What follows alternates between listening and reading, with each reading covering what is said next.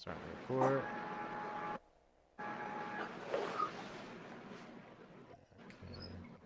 Start music.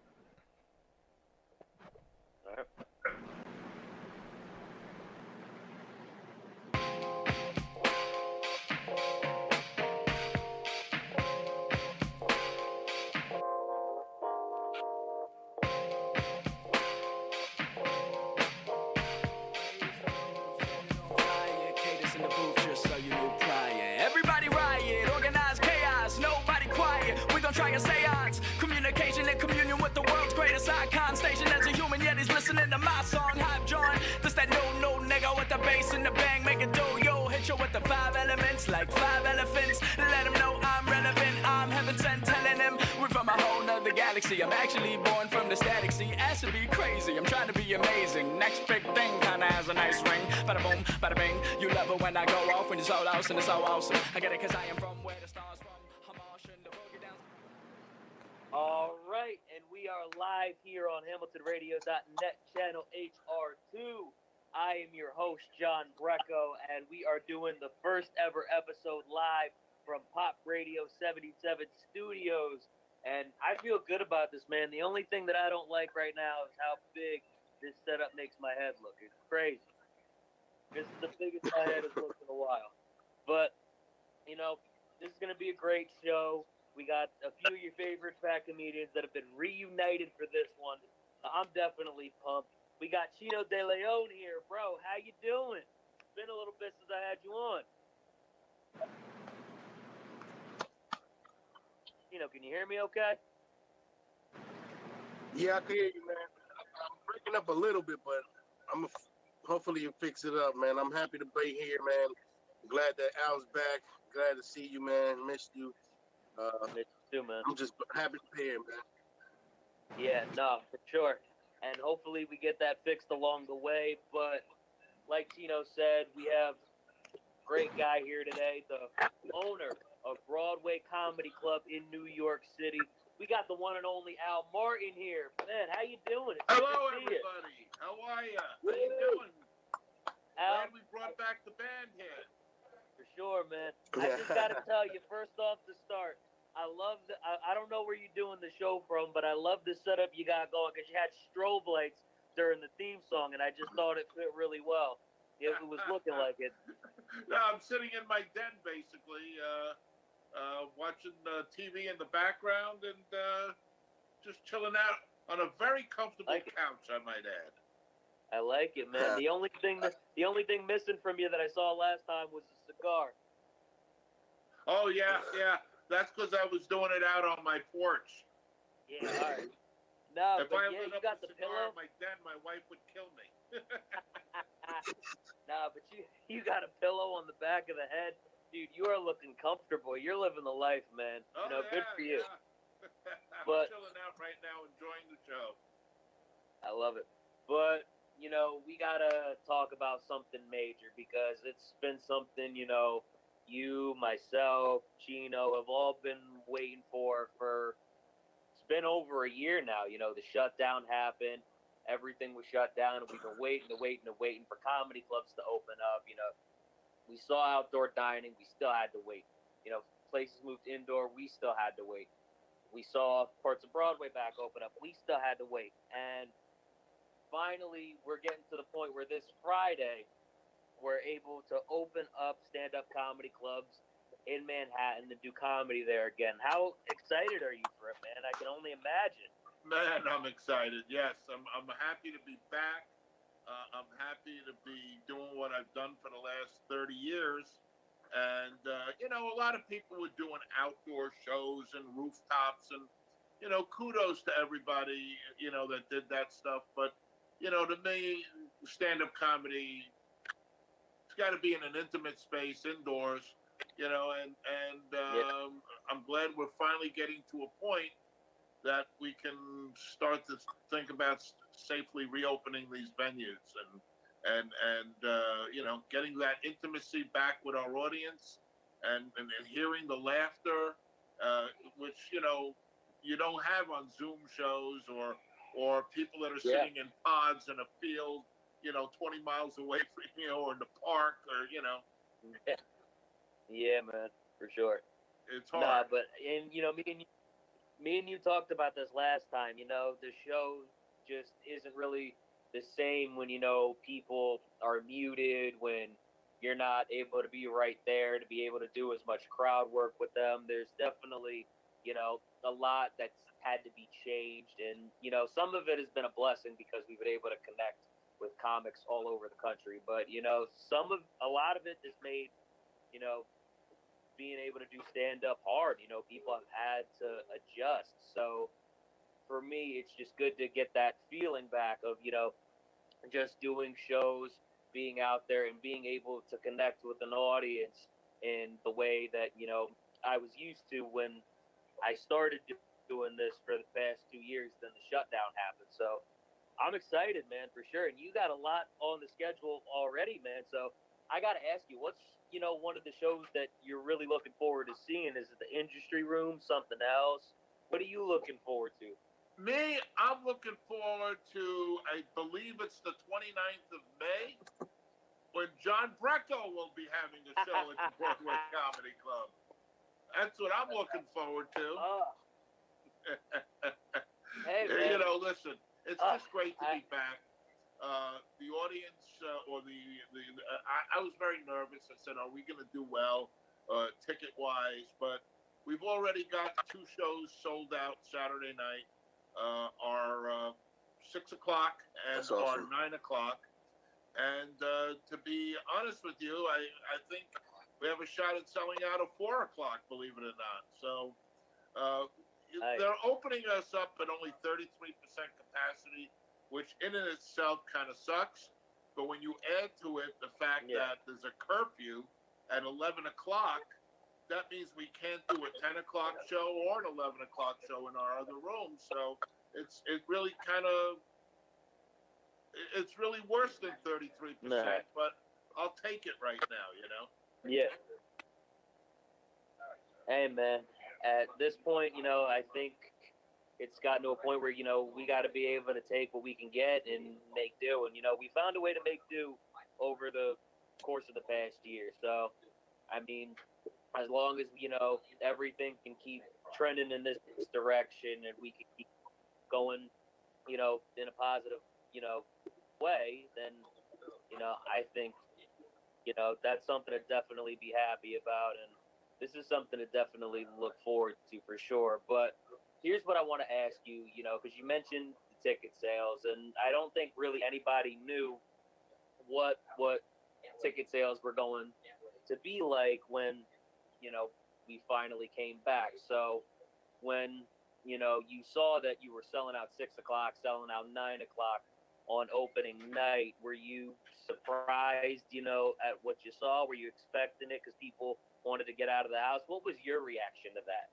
Oh, I was definitely surprised. I never thought we would have that kind of response, and that was all strictly on online sales. So, we don't, we have a very robust team of ticket sellers in Times Square, and the show is already sold out, and it's Tuesday night. I mean, for God's sakes, we probably could have sold 100 tickets for this show on Saturday. I mean, so that's what's really encouraging to me. Hello? Am I still here? Yeah. Oh.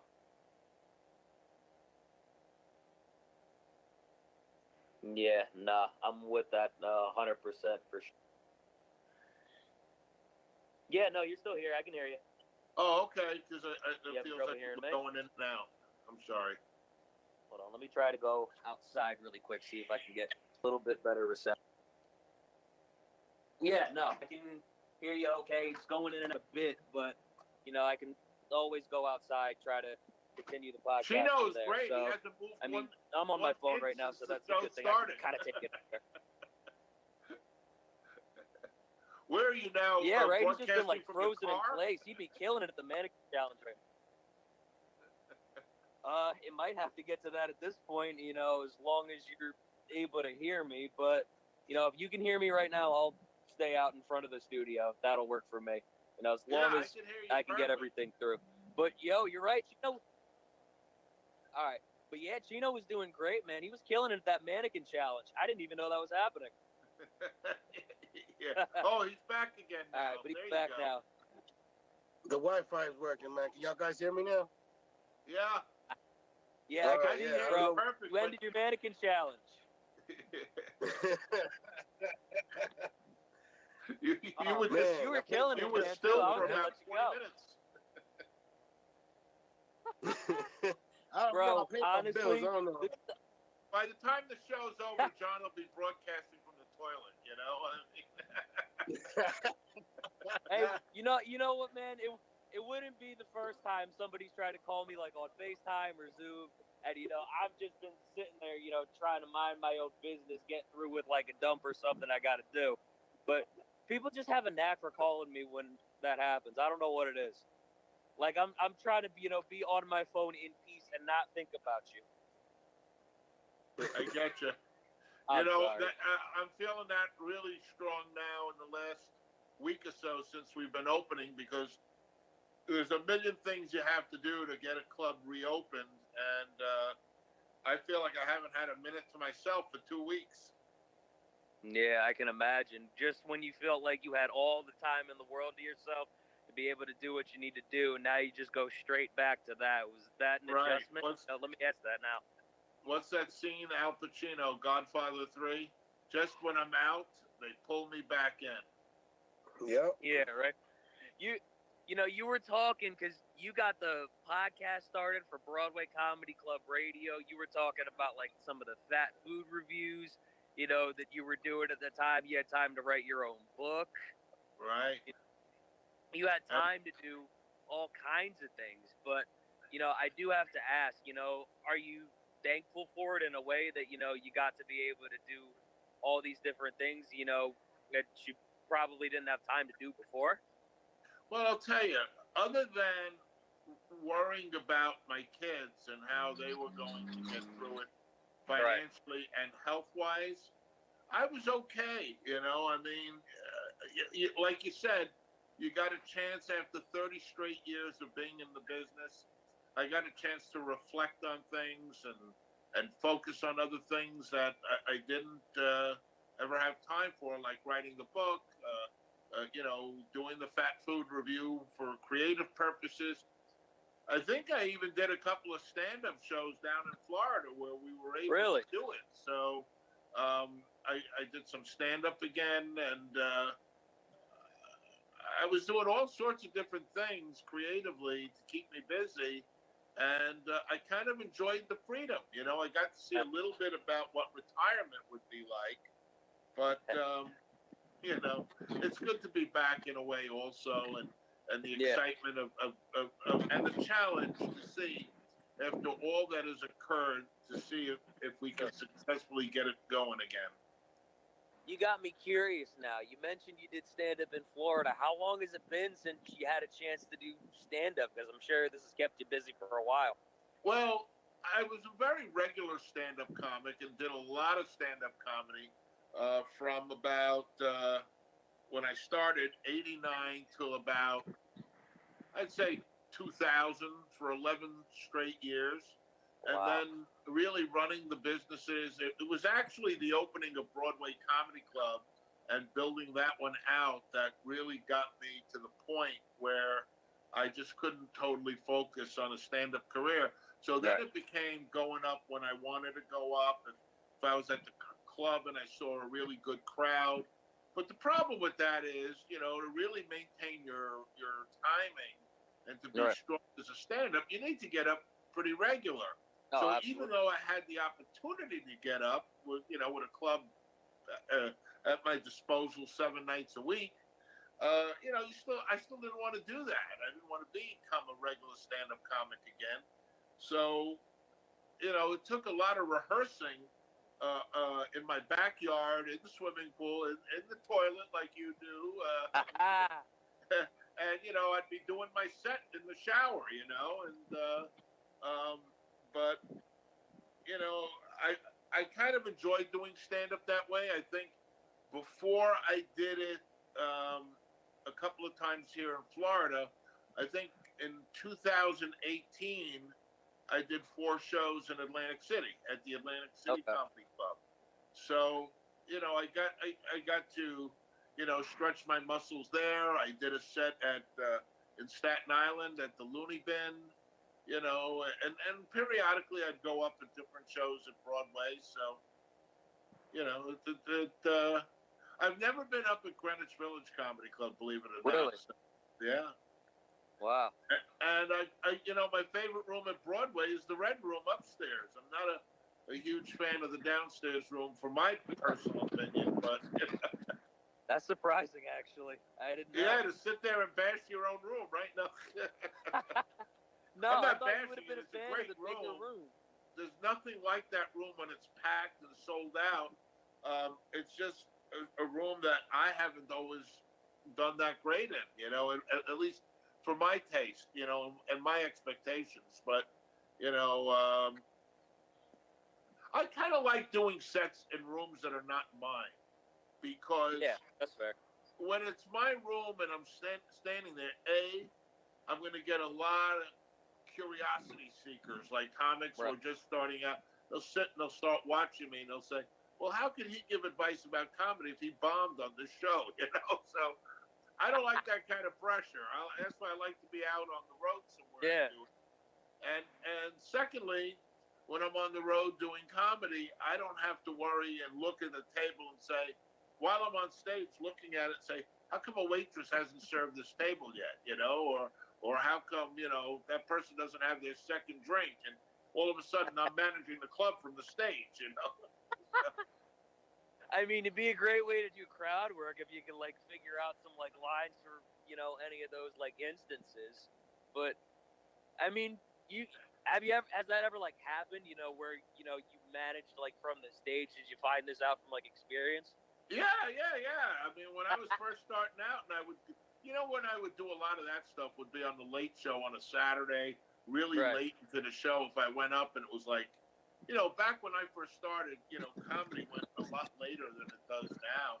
A Yeah. lot of, sometimes we wouldn't start shows till 12:30 in the morning in Manhattan, Right. and so I'd be up at 1:30 in front of 15 people, and that's a great time to goof around. And Yeah. someone didn't have their food or their drinks, I'd call one time from the stage, when cell phones first came out, I was on stage and somebody didn't have a drink, and I called the front of the club where the bar was, and I said, hey, table 13 doesn't have a drink. Can you get someone over here? Oh boy. Just One put time somebody I on emceed the a show spot. from the control booth, in the back. That is beautiful, honestly. But I gotta ask you. I didn't know. You were even doing stand up. Regularly. I thought you just stopped after a while because you were trying to manage the clubs, and I thought that was it. First of all, I gotta say this. I'm telling you, the toilet is a great thinking place, and I'm glad you agree with me on that. I just wanted to let you know that first of all. I But think it's a really good thinking place in the shower itself. Yeah. On the bowl, once certain things occur, can kind of kill your concentration. Yeah. You want to get out of there. But I mean, with the shower, you got the sound of running water, and that'll help you concentrate for a little bit if you kind of just focus. Oh, I love it. That's where I do 90% of my rehearsing. I don't really need to go up in front of audiences. I just, I like to rehearse in the shower. Yeah, Al doesn't have to sing in the shower when he can just rehearse his set from there. That's Doesn't have right. to get his singing voice out. Well, you don't want to hear me That- sing, period. I'm with you on that, but you talk about rehearsing for some of these sets that you've done later on because obviously you haven't been able to do it as much. Does it kind of take you back to when you first started, when you were in clubs, just getting material down for the first few sets? Does it take you back to that at all? Yeah, of course. I loved doing stand up, it was like a passion of mine, and I would get up every night that I could, and multiple times in a night, and it's very similar to when I first started playing tournament poker. I got so nuts with it that I would go to Atlantic City. If I got knocked out of one tournament, I'd go to another hotel and get in another one and get in another one. And, Mark. I use that same intensity playing poker as I did when I first was doing stand-up comedy. I don't think I've ever heard anybody relate poker to comedy before, but it let makes me a lot tell of sense. you, three worlds that are very similar. Wrestling, wrestling, poker, and comedy. I can see how wrestling and comedy kind of work together, though, because you're putting on a show for an audience. Poker, I'm a. I'm talking more from the angle of not so much the actual things, but the kind of people that are involved in the comedy, poker, and wrestling. Okay. It's the same kind of vagabond lifestyle, If you're a poker player and you're going from city to city playing tournaments, you're a comic going from city to city playing comedy clubs, Okay. or you're a wrestler going from city to city wrestling. There are the road stories. There are characters in each one of those worlds.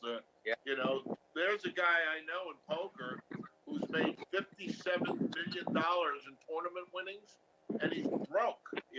That's never a dime to his name because he can't stop betting sports. Okay. I was Great wondering. poker player, lousy sports bettor. I was gonna say, if he made $57 million playing poker, then why even keep? Not even why keep going after that? Because I'm sure he just loves the game of poker. He's got a passion for it. And he wants to keep going. But you put that at the end there, and I was like, wait a minute, this doesn't make any sense. But you closed it in for me. Yeah, exactly. But I gotta ask you this: who are you excited to see when Broadway Comedy Club finally does open? Because, like I mentioned, you got a lot scheduled. So, what are some of the comedians that you would want to see? You got you can name some regulars. You can name, some celebrities because Broadway's attracted those. Who are you excited to see, man? Well, I'm excited to see a lot of our regular comics. Some of my favorites are Greg Rogel, Brian Scott McFadden, Wally Collins. I'm starting to really enjoy some of the younger guys like Ian Lara. I love Corey Kahaney. I think she's hysterical. I've watched her now almost 30 years, and I'm still laughing at her stuff. I mean, do you ever get sick of? I don't want to say sick of, but do you ever get tired of seeing the same people do stand-up comedy? Not necessarily the same acts, but do you ever get sick of just seeing the same people, even if they've got different stuff? Yeah, I got to be honest. I'm not a big. There are very few acts that I go into the room to actually watch for any extended period of time because, let's face it, when you've watched comedy that's the one thing I'm not happy about in my business. When I used to go to comedy clubs when I was a civilian, with a date or something like that, I would love sitting back and enjoying a beer and food and watching these guys make me laugh, But right. When you're in it as a business, after a while, it's like you're a comic, unless you really respected that comic, how many comics can you sit through? I mean, just go to an open mic and you'll see how bored everybody is. It's torture. Oh, you're not kidding. That brought back some bad memories. Oh yeah. But when I just mentioned it, I open mic with some very people that became stars years later. I mean, I was at open mics with the champ Judah Friedlander. Ooh. He was open micing with me. Um, Lisa Lampanelli came about a year or two after Wow. me. Corey Kahaney, Sarah Silverman was an open micer when I was doing open mics. So it was quite a lineup of people. I can Jim imagine. Gaffigan came a couple of years after me. Oh, wow. Yeah, so it was an interesting bunch of people coming up in those years. Yeah, for sure. All right, let me ask you this. Not counting celebrities, because you've been doing this for, over 30 years, like you've mentioned. How many people, excluding them, do you still like see around the comedy scene, still see doing sets, how often do you see people like that you came up with? Are a lot of them still around? Oh yeah, well, yeah. I mean, Judah Friedlander is still around, and but you're talking other than the bigger names. Yeah, other than the bigger names. Yeah, I mean, I started with a guy named Seymour Swan and another guy Okay. named Chris Murphy and Steve Marshall, and these Okay. guys are all around and still very active in the comedy scene. All right. You know what you actually just made me think of, and it kind of takes me back to the Red Room at Broadway. You know I noticed this, because of what you said and the fact that Steve Marshall actually opened the first Red Room show I ever did, and I got to hear the laughs travel throughout the entire room, the entire time going on, because Steve Marshall likes to fuck with everybody when his set's going on, and it's beautiful to watch. Yeah. But is I'm honestly a little bit surprised, because you mentioned you like rooms, with like 15 people, they're close together, you like the smaller room. Is it because you like the more intimate set? Is that it? Yeah, I love the Okay. intimate setting of rooms. I don't like, I've performed at Caroline's a few times, and Right. it's a very large but cavernous room, and it was very hard to connect with the audience in a large room like that. And I unfortunately never did really. I cannot recall a huge venue that I did that was more than a couple of hundred seats. My favorite rooms I ever worked were a couple of rooms that are not around now, but they were Chuckles in Mineola, Long Island was an electric room, a couple of hundred seats. I love the 200 seat rooms. Those are the rooms usually that do well. The only 200 seat room I don't do well in is Broadway Comedy Club for some reason. I feel like it's because it's yours, though. I think I that's the just only haven't hit it at the right time. One night I actually did a road gig opening for Bobby Collins in Poughkeepsie, New York. And on the way back, the guy who drove me to the gig said, "Why don't you go up at Broadway and do a spot?"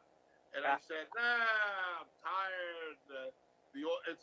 It's either the time of the evening. Either I'm going to do the first spot on the 11 o'clock show, maybe in front of 15 people, or the last spot in the main room show in front of about 50 or 60 people, but it's the end of the show and the checks are going out." And I said, at the time, I hadn't been doing a lot of steady stand-up comedy.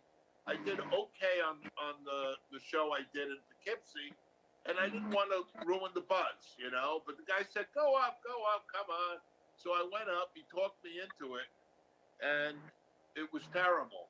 And when I came off stage, one of the comics, Teddy Smith, said to me, "Oh, they've been like that all night, Al." I said, "Well, why didn't someone tell me? I wouldn't have gone up." Yeah, no, you know what? I feel like you kind of got set up for that. I'm not even gonna lie to you. But you know what? You got to do those sets anyway. If you're going to be serious about being a comic, sometimes you just got to be prepared to bomb and move on to the next set. I'm such a perfectionist sometimes, I couldn't take bombing. It would really drive me nuts. You got to go for a challenge like that, too, to get used to a crowd that might be like that so you can, do better with crowds like that in the future. I've had to do that myself. Well, that's why I really gained a new respect for comedians in the last year because it's so easy to go up and kill on a Saturday night at 9 o'clock in front of a packed room with 200 people. But now I've watched comics in the last year go up on subway cars doing comedy, on the back of flatbed trucks, on Zoom shows. And I got to tell you, I give credit to those people going up night after night. And there's no huge money in it, you know, but they're doing it because that's what they love. And you got to really admire that. And I think for many years, being a little detached from it, running the business, I didn't remember that, you know, and seeing the innovation and the sweat that comics were putting into things and the creativity really made me feel good. Yeah, for sure. And I've seen, some of those empty subway cars coming back from a couple of Brooklyn shows. That's probably the most sobering thing for me that I've experienced, during the pandemic, because, when you're used to going in New York, where it's, crowded, everybody's walking, talking in every direction, you get used to that. And the first time you see that, it sobers you up to what's really going on because, it's been a year. There's been points, I think, where everybody's been desensitized to it, and this is normal. But nothing has kind of sobered me up to what's going on, like an empty subway car coming back from Brooklyn. Oh, yeah. One of the craziest things I've ever experienced. But, I know you do have to go in about 6-7 minutes, and my phone is actually going to die soon anyway. But I want to ask you one more question. You've been, doing stand-up, in Florida. You've, gotten accustomed to the scene down there a little bit. Because you've been able to do it in Florida a little bit more, are you going to get back to doing it at least somewhat regularly in Broadway comedy? I think I will. I think over the summer, I'll start getting on stage at least once or twice a week at Broadway Comedy Club. Nice. For sure. Okay. Not even at Broadway Comedy Club. Do you want to go around to the other ones? Yeah. I might see if I can get back and do a weekend in Atlantic City. I think that would be fun again. I've actually never done a set in AC, so. Yeah, it's AC in the summer. It's where it's at, right? Really? So I'm thinking about that. And maybe I'll hit up some guys and do a couple of road rooms here and there. Nice. Yeah, no, I definitely got to try out AC myself because I'm about 20 minutes away from it now. So that's something I got to get on. But, I so definitely it looks like you're in front of a house, or that's the studio office? That's the studio office, yeah. So are there people across the street wondering why you're talking into your phone? Or Oh, probably. I don't see anybody, but I'm sure there's somebody that's been walking around or been passing by their car wondering, because there's a big traffic light right on the edge over here because the building's on the corner. So it's ironic that you were in a radio studio and couldn't get good reception. You had to go outside the radio studio to do the show. Is that a 24-hour station? Is somebody else in there now broadcasting? Yeah, the night guy is on now, and it just runs music, between 12 and 6 before the morning guy comes on. That must be such a cool job, right? Just sit there and run music. This has been all I've wanted to do for.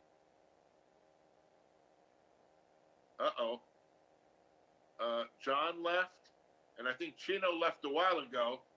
So, hi everybody, welcome to the Al Martin Show. Here from sunny South Florida. It's ironic that the Florida connection is able to broadcast, but our two hosts up in Jersey are gone. Are you back? I am back. You're gonna have to. Because I briefly took over the show for a minute while both you guys were gone. Yeah, no, my phone died this time. It wasn't a connection thing. This one. Man, you got your ass in the studio pretty fast, though, right?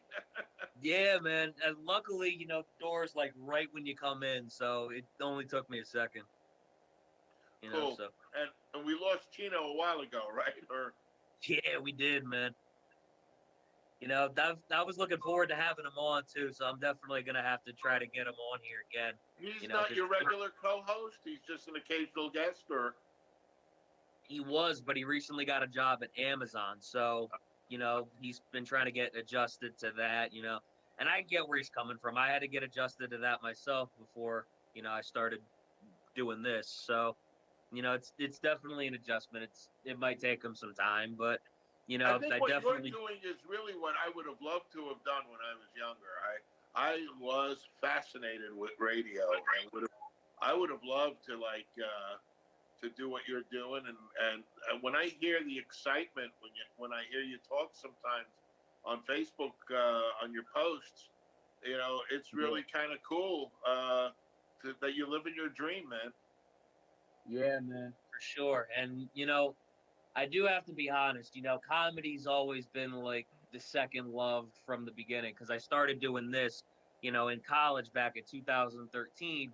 But this station is what actually got me into comedy in the first place because I had people, throughout the years like you should try stand up, you should try stand up, you should try stand up because I was always, witty and sarcastic with friends, but I always thought, nobody would really understand my humor like stranger wise. So, Right. there was one person that, just kept, asking and asking and asking for it. And I noticed she had stopped writing, but she used to write all the time. So I finally told her, like, if you start writing again, I'll start doing stand up. And then the next day, she showed me about like 4 or 5 different things she wrote. And in my head, I was like, fuck, now I really have to do this. So I went up. It was sometime in March 2018 for the first time, and I had to do 10 minutes. So that was probably one of the toughest sets I've ever had because, 10 minutes is a lot for somebody that's, just Oh stepping into yeah. this. That's Oh that's yeah. that's eternity. You know, The next the biggest adjustment you'll make one day down the road, should you continue with it, is the 15 minutes difference between the middle act and the closer. That is right. the longest 15 minutes you'll ever have in your life, you know? Yeah. Why do you say that though? Well, listen, if you had to ask me what my favorite spot was on the show, it was always the Yeah. middle spot because the MC gets a cold audience and he has to work, or she has to work that audience to get That's them tough. warmed up. So that kind of sucks.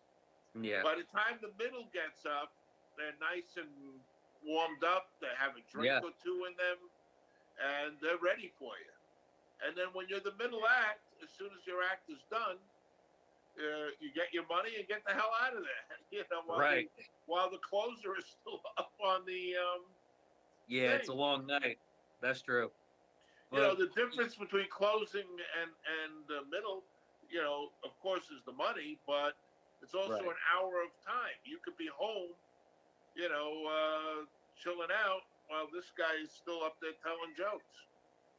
yeah, no, you've got a good point on that one for sure. But, do you feel like the crowd kind of like cools down sometimes in some shows because it doesn't happen all the time, I don't think. But, sometimes, I'll when the headliner comes up, I'll notice the crowd is like kind of cooled down, they're getting ready to, go. They're like they have it in their mind like the show is finishing. So, you know, s- I'm sure you've seen those audiences, at some point. So do you feel that Yeah, way? I Or? think like usually the last 15 minutes the checks are going out. Yeah. So the audience concentration isn't what it should be. But Right. generally speaking, to me, the middle spot is the sweet spot, But it also depends on your MC and how the headliner does or the closer does. Yeah, that's true. All depends on how the MC is set up the middle and how the middle did. If you got a Yeah. crappy MC and a crappy middle, that guy's got to dig himself out of a hole. The closer. Yeah, that's true. No, you know what? I've seen happen. I've seen a really good MC, couple great opening acts, and then I've seen this happen where one person just has an off night, and the show kind of just slides, and it's one of the most That's- depressing Yeah, things. that's a very long night. That's the longest hour and a half you'll ever see. Yeah, no, I wanted to ask about the closing shows when you brought it up because I've done a few, but I haven't done like a whole bunch of them, where, some of like the headliners, when they go up, they're used to that like 15 to 25 at the end, and they're used to kind of, keeping the crowd there. So it's definitely, a good thing for me to know because I've only done like a handful of those sets. I want to do more, but I'm like I feel like I'm right in that spot, where I'm, trying to, work and scratch and claw for that. But I'll tell you this, the fact that, I'm doing this right now and I had to work for this for 4 years after college, it gives me a little bit of hope, which, makes me a little happy. That's not a word you hear a lot from a comedian, but So, just out of curiosity, because it's something I've always been fascinated. So, the right. overnight guy there basically is playing music. Does he do any news or anything, or just all music? A couple of things, or will he interject once in a while and say, "Hey, these are the cool sounds of the Rolling Stones or whatever"? Yeah, I mean, the GM just kind of leaves, it automated for the night. So, Oh, and he's okay. actually a night guy, so he's usually here as well. But he'll leave like around 2, 3 in the morning, but he doesn't, really do much with it. He just leaves everything automated. He Gotcha. uses that time to get like Oh, so the there's a administrative. program that Yeah, does the music and the commercials and everything yeah, automatic. That's cool. yeah. So when it's overnight, it just does that, and then you got the morning host and the morning guy, and then you go midday, then you go afternoon, which is mine and the host time slot, and the guy who does it nights, it's really cool because he actually, gets to do it by himself because it's a request show. So Right. he waits for like all the requests to come in, and he just handles everything on his own. Which I mean is a good thing and a bad thing because you don't really have anyone to go back and forth with. But you have complete control of what you're gonna do. You're able to request it however people So ask if they for get it. like the requests in the first couple of hours, they stretch it out for the night, and then he just programs the songs, or Yeah, the requests usually get stretched out a bit because you gotta run commercials because bills gotta get paid, right, right, and I'm pretty sure he takes care of like the news segments. I don't know if he does sports like I do or not, because I've never really stayed too long or really been too focused to see because I have my own work to do as far as production goes. right, right. So you know, but It just sounds he very cool. yeah, man. This is, in my opinion, probably the coolest job in the world. But let me ask you though, why you say you're fascinated by it? Why did you never decide to do it yourself? Well, just never the road that it took me. Yeah, I never wound up. Sometimes our roads are divergent from what we want to do, right. and but people have always told me my whole life that I'd have a really good voice for voiceovers I think and so. radio, and I certainly have a face for radio. That's for sure. I do too. You're not alone. But I think also monetarily, at that time, unless you were a super big performer, it's like starting in comedy. The money wasn't that great, Yeah, and it's a very tough lifestyle because, like, how do you settle down if you yeah, could get fired one day and or your station gets bought out and you're broadcasting pop and rock and it gets right. bought out by a Christian broadcasting network or something else, and suddenly you're out of a job, and Yeah, like you got to go find another job, you got to find a place to live, you got to move, so I think I wanted a little more right. stability, and That's that's yeah, I sold out basically. you sold your soul to the devil on a piece of paper for a landlord that lets you have Broadway Comedy Club, which I don't know if that's how it works, but Yeah, something like No. that. But on the other hand, I certainly wouldn't mind one day getting back, getting into that, and coming full circle.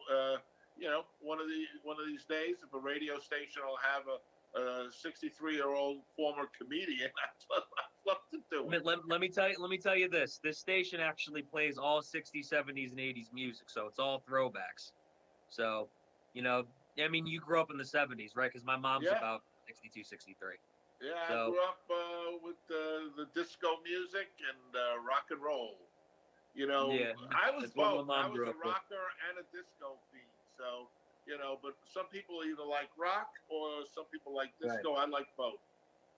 Yeah, no, one of my mom's favorite bands, and she's been playing this, ever since I was a kid. She loves the Eagles, man. My mom always loved the Eagles. Hotel Eagles were California. good. I mean, Yeah. I loved guys like Elton John and Right. Paul Simon and Okay. Frankie Valli. Yeah, but my Right. music's all over the place. I also love Kenny Rogers and Dolly Parton Yeah. and Yeah. Willie Nelson, and Right. I also love classical music. I'm all over the place. I have a very Yeah, eclectic taste I in like it. music. Yeah, no, my mom loves Dave Fleetwood as well. My dad actually put in a request to the station one time. He put in something for the Bristol Stomp because my dad's a little bit old. I don't even know when Bristol Stomp came out, but my dad is a little bit older. I don't even know who Bristol Stomp is. Because my dad is How actually old my is your dad. dad? How old is your dad? Do you know? His 73rd birthday was this month. How cool! Very cool. Yeah, so because he was married before me, and he ended up marrying my mom very late in life. So I kind of came I along probably like would guess your mom's much younger because you don't look. You look like a young guy. she's 62. Yeah. So So I'm she's, older than she's your mom. Well, Oh, actually, what am I man. talking about? I'm 62 also. I'll be 63 in July. it's close enough. I feel like you're at the point where you feel like you might as well round up. Yeah, right. Exactly. That way you don't get your hopes up for people who are gonna guess younger or anything. Yep. Yep. It- So, John, I'm going to have to run soon. If there's anything Yeah. else you want to cover, I'd be glad to. I think that's everything. The only thing I do want to say, is if you're ever doing a set in AC, I would love for you to come down here and be a guest because I think you and the host Pete Cato, you guys would be able to gel really well on air together because he I love that. enjoys having different guests. So if you're I ever love down that. here, I would absolutely love you to come through. I'm going to keep that in mind. I'm going to try to get that weekend booked soon in AC, and I look forward to seeing you, man. Definitely, man. I look forward to seeing you as well. I hope you have a chance to come through, May 29th when I do the show because I would definitely, That I'm going love to come to- in for. I want to see your show. yeah, I definitely. You were gonna talk. I'm sorry. Yeah, no, I'd like to come in and see it. So I'm looking forward to it. Yeah, but other than that, I want to say thank you for coming on. Putting up with the show through the technical difficulties because this is the first time I'm doing it from here, and I'm really surprised it didn't cut out when I came back in. So, thank you for that, man. I really, really appreciate it. No problem, Appreciate man. everything you do. Take care and look forward to seeing you at the club. You too, man. This has been the Roundtable, everybody. HamiltonRadio.net, channel HR2. We will be back next Tuesday, same time, same channel. Deuces, everybody. Take care, John.